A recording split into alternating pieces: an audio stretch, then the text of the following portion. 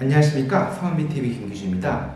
오늘은 최근에 이슈가 되어 있는 펜타닐에 대해서 이야기를 해보고자 합니다. 사실은 펜타닐과 몰핀, 말기 암 환자에서 과연 쓰는 게 적절한가에 대해서 이야기를 해보고자 합니다. 그럼 시작하도록 하겠습니다.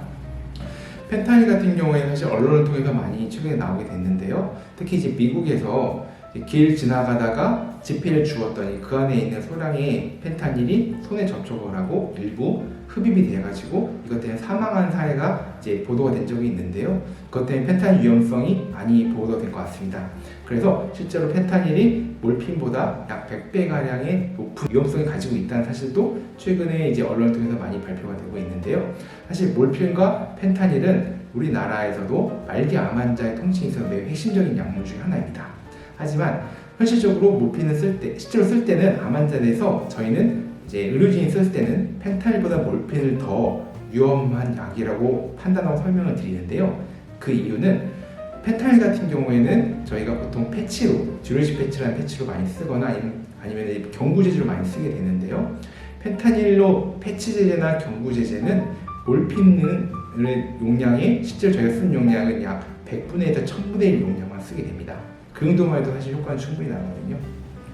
그래서 그 용량만 쓰고 이제 주사 제제가 거의 사용이 없고 주로 이제 패치하고 경구 제제만 쓰게 되는데 용량이 많지가 않다 보니까 아무래도 위험성이 높지 않다고 생각하는 경우가 많고요. 반면에 몰핀 같은 경우에는 이제 10ml짜리 몰핀 주사 제제가 많이 쓰이게 되는데요.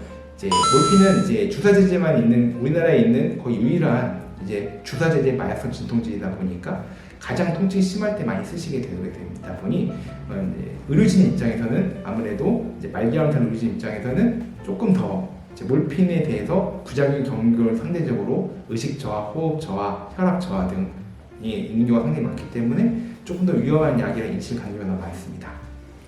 둘 다 중요한 약제로서 실질적인 약의 위험성, 포텐시는 펜타닐이 높지만 실제로 저희가 의료 영역에 사용할 때는 이제 펜타닐 매우 적은 용량, 몰핀의 100분의 1000분의 1, 그것도 주사제가 아닌 경구나 패치제로 쓰기 때문에 상대적으로 저희 위험성을 인식하지 못한 경우가 많고요. 하지만 몰핀 같은 경우에는 이제 용량도 많고 주사제로 쓰기 때문에 실제로 임상에서 사용할 때는 말기 암 환자를 사용할 때는 조금 더 위험한 약을 받아야 된다고 생각하시면 좋을 것 같습니다. 하지만 둘 다 중요한 약이고 꼭 필요한 약입니다. 오늘 내용 여기까지입니다. 긴 영상 봐주셔서 감사합니다. 다음엔 더 좋은 내용 찾아뵙도록 하겠습니다. 감사합니다.